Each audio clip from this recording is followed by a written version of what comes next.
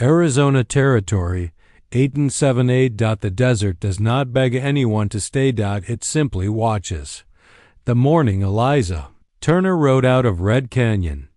The sky was wide and mercilessly blue, stretching over the cliffs like a silent witness. Her horse's hooves pressed steady into the sand, leaving a trail that the wind would soon erase. That was the way of the frontier. It swallowed footprints and secrets alike. She kept her chin high, though her chest felt tight. Behind her, perched against the red rock walls, the Apache camp stirred with the quiet rhythm of morning life. Smoke curled from cook fires. Children ran barefoot between woven wickiups. Women prepared mesquite meal. Men checked horses and spoke in low, measured voices. It was not the savage chaos the newspapers back east liked to describe. It was ordered, structured, rooted in tradition. For 2 years, that camp had been her shelter, not her prison. That misunderstanding followed her like dust on a hemline. When bandits attacked her wagon train, white men with whiskey on their breath and greed in their eyes, it had been Apache riders who chased them off. Chief Dakota himself had carried her, half-conscious from heat and fear, into the shade. She had expected cruelty.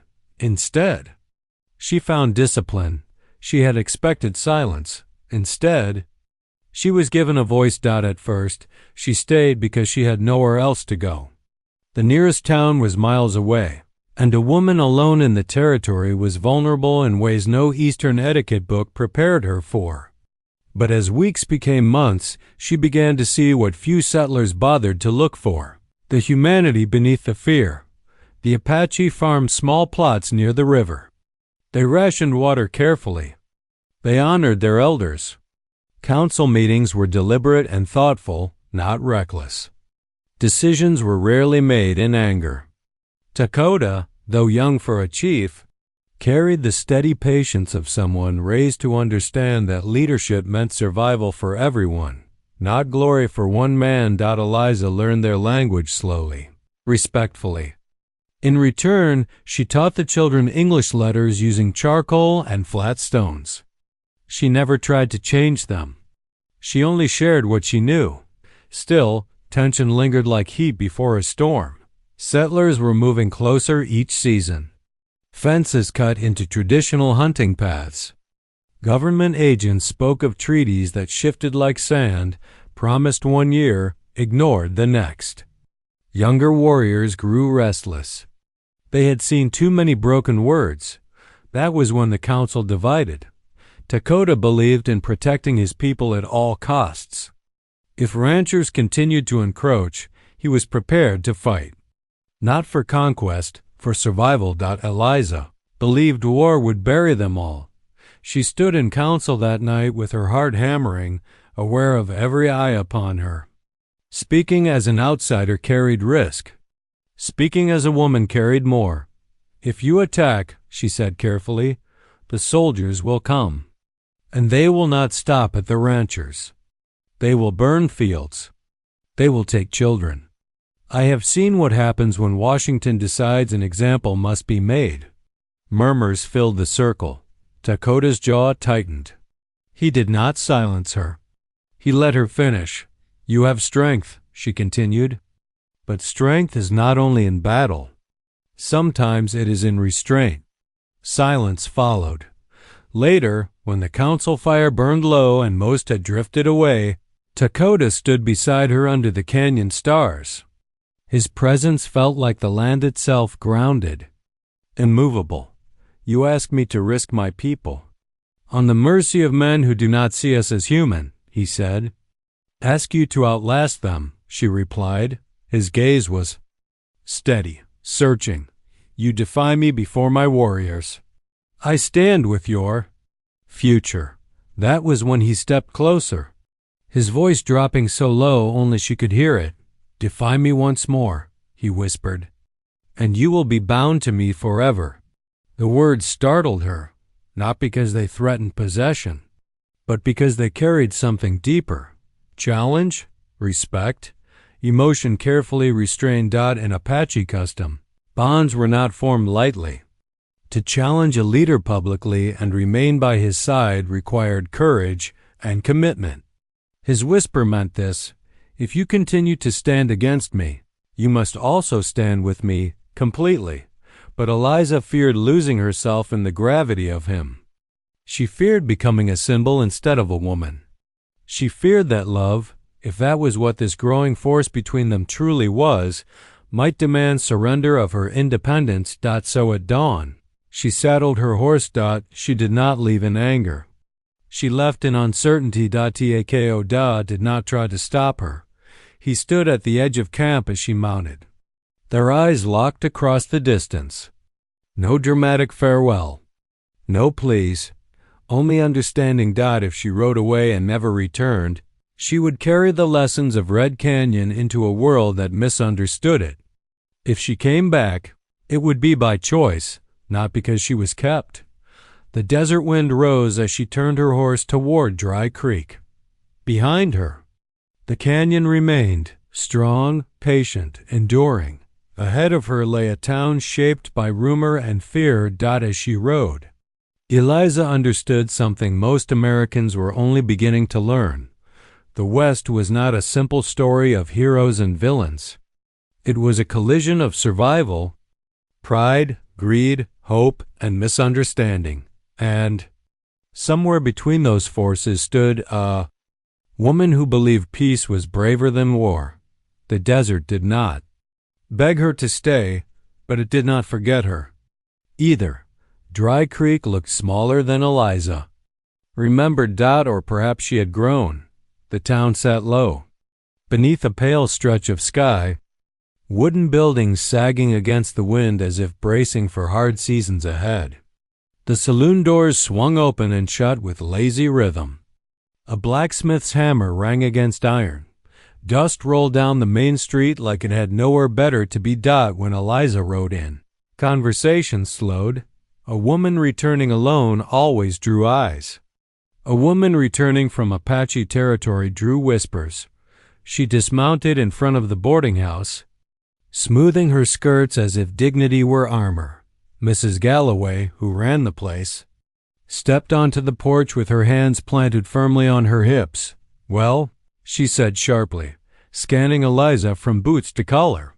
"You're alive." "Yes, ma'am." "They let you go?" Eliza held her gaze. "I was never kept." That answer traveled faster than she could have. By sunset, half the town had shaped it into something else. At the general store, men leaned on flour barrels and spoke in lowered voices. "She's protecting them. Maybe she's been turned. I heard they take captives and make them forget who they are." Eliza listened once, quietly, then stepped forward. "They farm," she said evenly. "They trade. They bury their dead the same as we do." The men shifted uncomfortably. One muttered, "That so?" "Yes, and they defended me from bandits who spoke English." That earned silence. The truth unsettled people more than fear ever did. Within a week, Eliza accepted the position at Dry Creek's small schoolhouse, a single-room building with 3 narrow windows and a stove that smoked when the wind turned wrong. The previous teacher had left for Tucson. Few were eager to take her place. Frontier teaching paid little and demanded patience carved from stone. On her first morning, she wrote on the board, "History is more than one story." The children stared at her, boots dangling from benches. Some were ranchers' sons. Others belonged to railroad workers pushing westward. A few were orphans from families broken by drought or disease. "Who owns this land?" she asked gently. "America," one boy answered quickly. "And before that?" Silence. Eliza did not shame them. She explained. She spoke of tribes who lived with the rhythms of desert and river long before maps carved lines across it. She described how treaties were signed and often broken, how forced relocations displaced thousands, how conflict grew not only from violence but from misunderstanding and fear. She did not romanticize. She did not accuse. She taught complexity. Some parents objected by the week's end at Sunday service. Mr. Caldwell cornered her outside the church. "My boy says?" "You're filling his head with sympathy for savages." "I'm filling it with facts," she replied calmly. "Facts get men killed out here. Fear gets more killed," she said softly. The tension in Dry Creek had been building long before her return. Ranchers complained that grazing land was shrinking. The railroad promised prosperity but brought strangers and speculation. The government's promises shifted depending on who held office back east. Few settlers understood that Apache bands were also struggling. Hunting routes were blocked. Water sources were contested. Federal agents alternated between neglect and force. Out beyond the canyon, Dakota faced his own storm. Younger warriors, men who had grown up watching fences replace open land, pressed him to act. They spoke of raids, of reclaiming what had been theirs. They were not evil. They were frustrated sons of a changing world. Leadership on the frontier was never simple. Eliza knew Dakota would be weighing every decision carefully. A single violent clash could invite cavalry retaliation.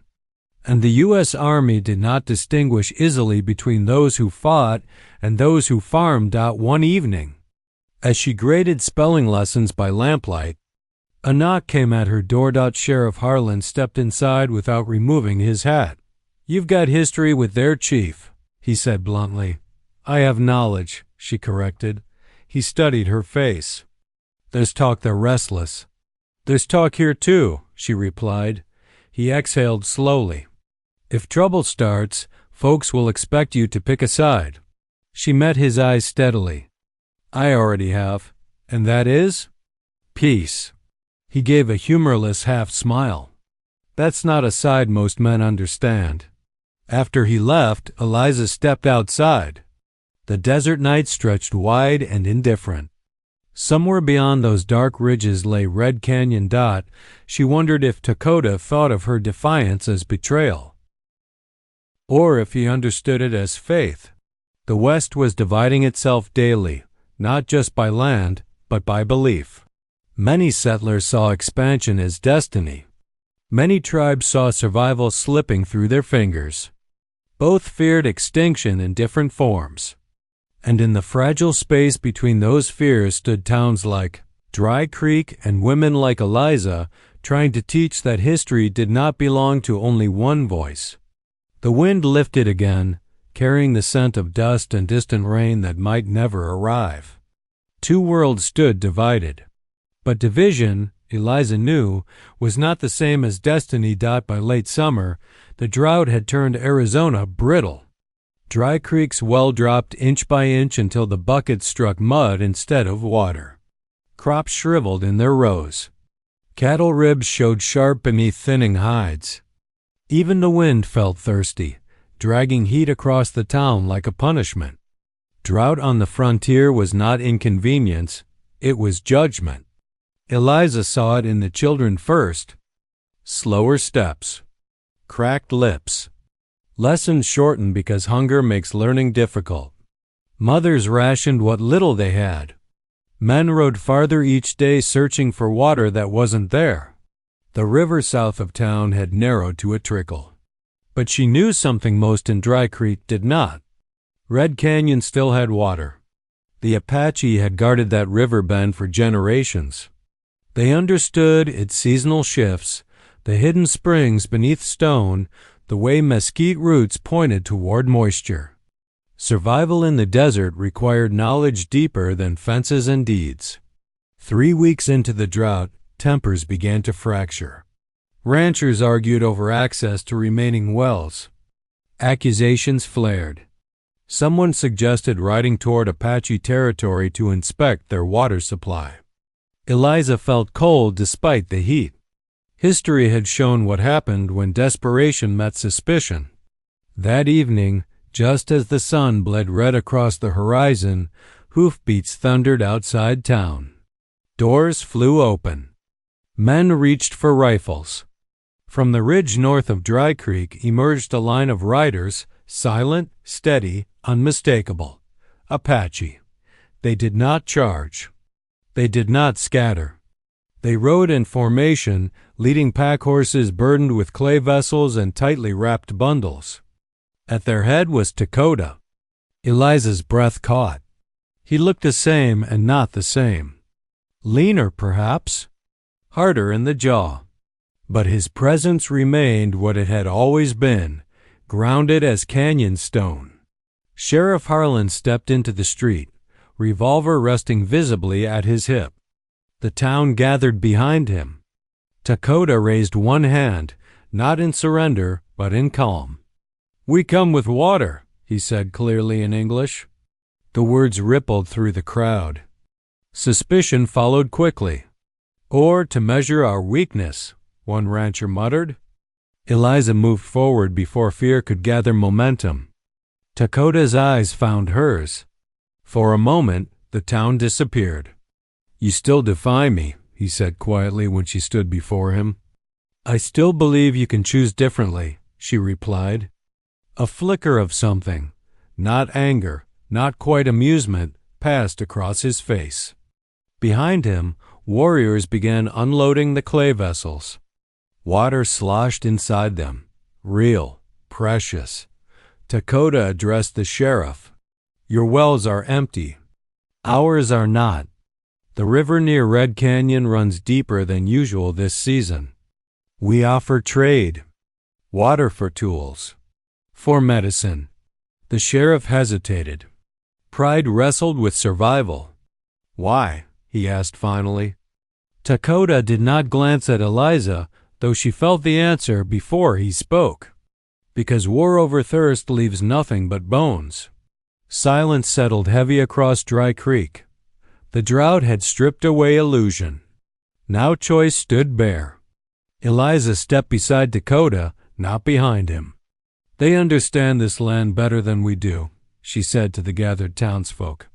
"If we refuse help out of fear, we choose suffering." A murmur rose, doubt, pride, desperation. Then a child's cry cut through the tension, a small boy fainting in the heat near the general store. His mother knelt beside him, panic flooding her voice. Without hesitation, one of Dakota's warriors brought forward a water vessel. He knelt and poured carefully into a tin cup. The mother froze, uncertain. Eliza took the cup and handed it to her. The boy drank. Sometimes history shifts not with speeches, but with simple mercy. Sheriff Harlan holstered his revolver. "We'll accept the water," he said gruffly. "Under watch." Dakota inclined his head once. That night, Apache riders camped at the edge of town. No one slept easily, but no shots were fired. Eliza walked toward the outskirts where Dakota stood overlooking the dry valley. "You listened," she said softly. He kept his gaze on the horizon. "You warned me what war would bring, and you decided peace was stronger." He turned to her then. "When you stood in council and challenged me, my warriors watched. If I ignored you, I appeared weak. If I punished you, I silenced truth." The desert wind stirred between them. "My whisper," he continued quietly, "was not ownership. It was this: if you defy me, you must also share the burden of what follows." Understanding settled deeper now than it had months ago. He had not meant to bind her in control. He had meant to bind her in responsibility. Leadership, she realized, was not about winning arguments. It was about carrying consequences. "You could have chosen war," she said. "Yes, and you chose this." "Yes, the drought would not end overnight. Trust would not bloom instantly. But something fundamental had shifted. Two communities that had braced for violence now stood trading survival. Historically, the West was filled with such crossroads, moments rarely written into dime novels. Cooperation existed alongside conflict. Native tribes often aided settlers in harsh climates, even when treated unjustly in return. Fear had been easier. Peace required courage from both sides. As stars spread across the desert sky, Dakota looked at her once more. "You left to see if I would change, and did you?" she asked. "I remembered what you said," he answered. Eliza felt the truth of it settle warmly in her chest. The whisper had returned, not as a warning, but as a promise still unfolding.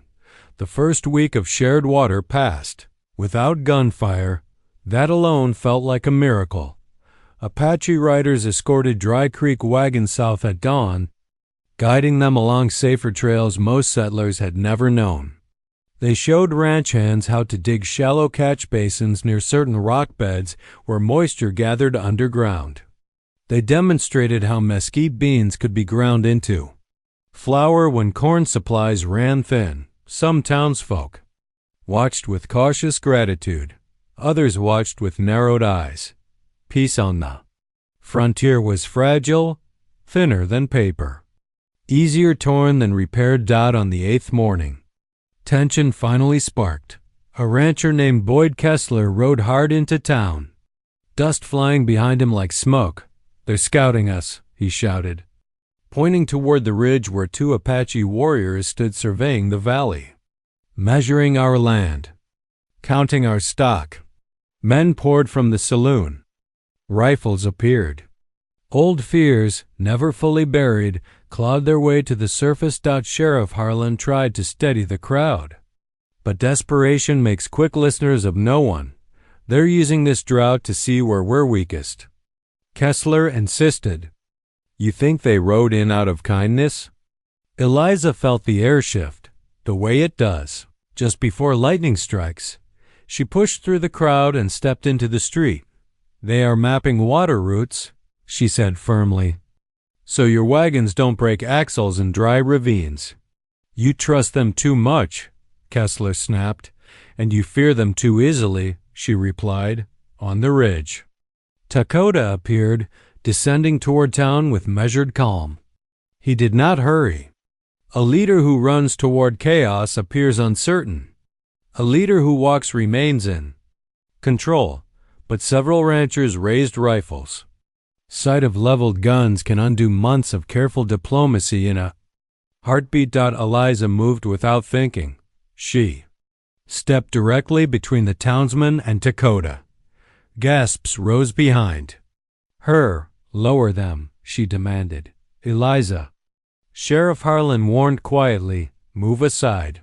"No." Her voice did not tremble. "If you fire," she continued, eyes locked on the men she had grown up among, "you prove every fear that's kept this territory bleeding." Kessler spat into the dirt. "You'd stand for them over your own?" "I stand for survival," she answered. "Yours included." Dakota stopped several yards away, his warriors holding back behind him. His face remained composed, but his eyes sharpened when he saw her position between rifles and his chest. He spoke calmly. "We measure trails because the drought shifts ground beneath your wheels. Yesterday, one of your wagons nearly overturned near Coyote Pass. My men marked a safer path." He gestured toward the ridge. "If we meant harm, we would not stand in plain sight." The logic hung heavy in the heat. Frontier violence often began not with hatred, but with assumption. One raised weapon invites another. One mistaken interpretation becomes bloodshed. Historically, many conflicts between settlers and tribes ignited from fear-fueled reactions rather than planned attacks. Rumors traveled faster than truth across open land. Sheriff Harlan stepped forward slowly. "Kessler," he said, voice firm now, "put it down." There was a long, suspended moment. Then, reluctantly, rifles lowered one by one. The danger passed, but not cleanly. Trust had been shaken. Tako approached Eliza once the crowd dispersed. His expression carried both gratitude and quiet frustration. "You should not stand in front of bullets," he said. "And you should not stand in front of fear alone," she replied, for a brief second. The corner of his mouth softened. "You still defy me. I still believe you can endure it." He studied her carefully. Leadership, especially in times of strain, required something few possessed: the willingness to absorb anger without answering it in kind. That evening, Dakota requested a meeting in Dry Creek's modest town hall. Ranchers, shopkeepers, and elders gathered under lantern light.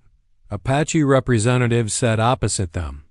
Eliza translated when needed, though Dakota's English had grown strong. "We cannot erase suspicion in a season," Dakota said plainly.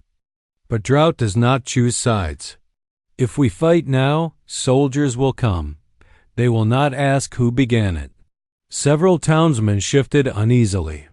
The memory of federal troops riding through territories was not distant history.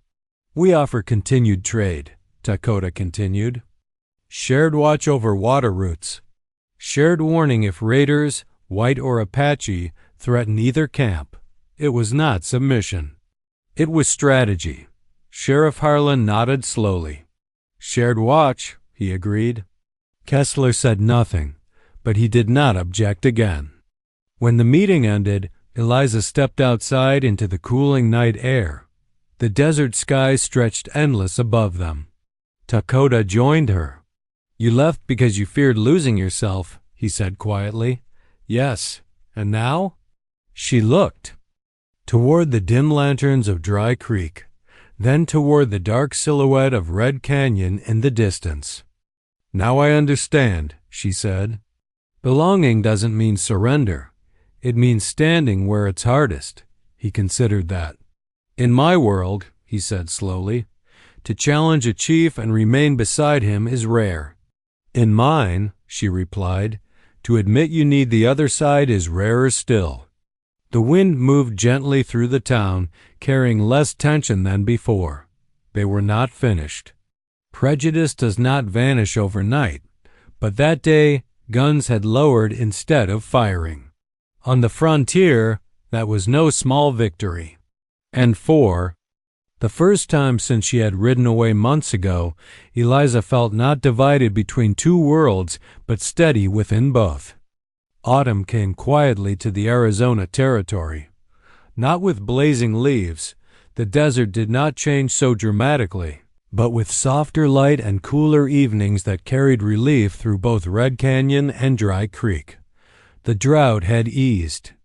After late summer rains and the shared effort to survive it had left something unexpected behind: familiarity. Market days began to take shape twice a month on neutral ground between town and canyon. At first, the gatherings were stiff: settlers on one side of the clearing, Apache families on the other. Trade was practical and brief, but over time, conversation replaced silence. Mesquite flour was exchanged for iron tools, woven blankets for coffee beans, herbal remedies for sewing needles. Children watched each other curiously before daring to play simple chasing games between wagons. Eliza stood often at the center of it, translating not only language but tone. She noticed something important. Fear fades fastest when people see each other's ordinary humanity. One afternoon, she watched Mrs. Galloway, who once doubted her return, examine a basket woven by an Apache elder. "It's tighter than anything I've seen, Mrs. Galloway admitted reluctantly. The elder woman smiled faintly and demonstrated the technique, hands moving with steady confidence. No speeches, no arguments. Just shared skill. This was how understanding grew on the frontier, not through grand declarations, but through repeated moments of cooperation. Dakota observed these gatherings carefully. Leadership required him to measure not only present calm, but future stability. Some of his warriors still carried distrust. Some settlers still whispered behind closed doors. Peace, he knew, was not softness. It was discipline. One evening, he asked Eliza to walk with him along the edge of Red Canyon, where the cliffs glowed copper beneath the sinking sun. "You have built a bridge," he said. "We both have," she replied. He shook his head slightly. "You left when staying would have been easier." She understood what he meant. Remaining in Red Canyon would have placed her safely within one community. Returning to Dry Creek forced her to stand in criticism and suspicion. "I needed to know I was choosing this," she said honestly, not hiding in it. The wind moved gently through the canyon grass. In Apache tradition, belonging was not declared lightly. It required loyalty to the people, respect for the land, and contribution to survival. It was not ownership, it was responsibility. Dakota stopped walking and faced her fully. "When you challenged me before my council," he said, "you did not act as guest. You acted as one who shares our future." Her heart tightened slightly at the memory. "And when you rode away," he continued, "I feared your courage would belong elsewhere." "It never did," she answered quietly. He studied her, weighing words as carefully as he weighed strategy and counsel. "You are not mine because I command it," he said at last. "You are mine only if you choose to stand beside my people and your own, without turning from either." That was the difference. The whisper from months ago, "Defy me once more, and you will be bound to me forever," had once felt like a test of will. Now she understood it differently. He had never meant possession. He had meant partnership forged through fire. Healthy bonds, whether between individuals or communities, cannot survive domination. The American frontier had too many examples of forced control, broken treaties, seized lands, imposed rules. Those methods created rebellion, not loyalty. But mutual choice?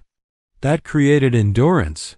"I choose," she said clearly, not because she felt pressured, not because she had nowhere else to go, but because she believed in what they were building. In the weeks that followed, plans formed for something unprecedented. A small school near Red Canyon where Apache and settler children could study together on alternating days. English letters alongside Apache language stories. Arithmetic beside land knowledge. Education had long been used as a tool to erase native culture in other territories. Eliza was determined this would not be that. "Both histories matter," she insisted during planning meetings. Dakota agreed.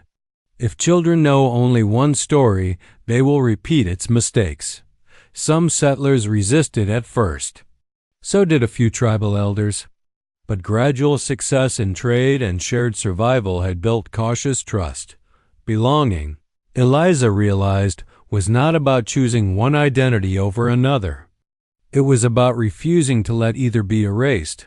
One night, as stars scattered across the desert sky, she and Dakota stood overlooking the canyon. "You still defy me," he said softly. The warmth touched his voice now. She smiled. "Only when necessary." "And you remain." "Yes." He reached for her hand, not pulling, not claiming, simply offering connection. The land before them had witnessed conflict, migration, resilience, and change. It would witness more. But in that moment, what bound them was not challenge or tension. It was shared purpose. And in a territory that had known too much division, that choice meant everything. Here is Part 6 expanded into a full 750-word immersive final chapter, bringing the story to a hopeful and meaningful close while preserving its educational and human depth. Part 6, A New Trail. Forward Spring returned to the Arizona territory like a quiet promise. Desert wildflowers pushed through stubborn earth, small bursts of yellow and violet against the red-brown land. The river near Red Canyon ran steady again, no longer guarded by desperation but respected with hard-earned wisdom. A year had passed since the drought. Dry Creek and Red Canyon were not transformed into some impossible paradise. There were still disagreements, still moments of doubt, but something fundamental had shifted. They no longer looked at each other first, through the sights of a rifle. They looked across trading tables, across shared fields, across classroom benches. The schoolhouse near the canyon stood simple, but strong, built with lumber from Dry Creek and stone gathered by Apache hands. Its roof beams were set together by both communities. No grand speeches marked its opening. Just quiet cooperation and steady work. Inside, children recited multiplication tables in English in the mornings. In the afternoons, elders told stories of the land, how to read cloud shapes, how to track deer without disturbing balance, how to understand the desert not as enemy, but as teacher. Eliza watched as a rancher's son listened wide-eyed to an iodide to an iodide to an iodide. Apache elder describing how certain plants signaled underground water. Knowledge once dismissed as primitive now carried value. Education, she had learned, was not about replacing one truth with another. It was about widening the circle. Dakota remained chief, but his leadership had evolved. The younger warriors who once urged raids now guided trading caravans. They still trained, still prepared to defend their people if necessary. But defense was no longer their first language. Strength had taken on a broader meaning. One afternoon, Sheriff Harlan rode out to Red Canyon with news. Federal officials were surveying nearby territories again, discussing boundaries and jurisdiction. The word alone stirred old unease. History had shown that outside decisions often ignored local realities. Treaties written in distant offices rarely reflected the needs of those living on the land. Dakota gathered counsel. Eliza attended, not as outsider, but as trusted voice. "We will not wait to be divided," Dakota said firmly. "If boundaries are drawn, we speak together." It was an extraordinary statement, a tribal chief proposing joint representation with the settler town. Sheriff Harlan nodded slowly. "They'll listen closer if we present one position." And so they drafted a letter, co-signed by Dry Creek leaders and Red Canyon elders, outlining their cooperative trade, shared school, and mutual protection agreements. They requested recognition of water access, rights for both communities. It was not guaranteed success, but it was agency. Historically, many native tribes were denied meaningful representation in federal negotiations. This fictional moment reflects a truth often overlooked. Cooperation at local levels sometimes created stronger leverage than division. Weeks later, word arrived that federal surveyors would honor the shared water access agreement, at least for now. It was a small victory in a vast, uncertain territory. That evening, as celebration fires flickered along the canyon walls, Eliza stood beside Dakota, overlooking the valley that had once nearly torn itself apart. "You defied me," he said quietly, echoing words from long ago. She smiled faintly. "And you listened." He considered the land below, the schoolhouse roof catching firelight, the distant lamps of Dry Creek glowing against the dark. "In my youth," he said thoughtfully, "I believed leadership meant never bending. And now? Now I know it means choosing which storms are worth standing against and which require shelter built together." The desert wind carried warmth rather than warning. Eliza reflected on her own journey. She had once feared losing herself between two worlds, but she had discovered something deeper. Identity does not shrink when shared. It strengthens when respected. Their bond had never been about dominance. It had grown from challenge, yes, but also from accountability. They had forced each other to think wider, lead wiser, and care beyond pride. Akode reached for her hand once more. "Are you bound?" he asked softly, a trace of humor in his voice. She looked across the land, not owned, not conquered, but inhabited with effort and intention. "Yes," she answered. "By choice?" "Always." Below them, laughter drifted upward. Children who now knew two languages, two histories, and perhaps a broader future than their parents had imagined. The American West would continue to change. Railroads would expand. Politics would shift. Not every conflict would end in compromise, but here, In this stretch of desert between canyon and creek, something rare had taken root. Not surrender. Not erasure, but partnership. And in a land famous for showdowns at high noon, the greatest victory had not come from a quick draw, it had come from lowering the gun, extending a hand, and daring to build something together. As stars filled the vast Arizona sky, Chief Dakota and Eliza Turner stood side by side, not divided by history, but joined by the future they had chosen to shape. In the wide, restless West, that was a legacy worth fighting for.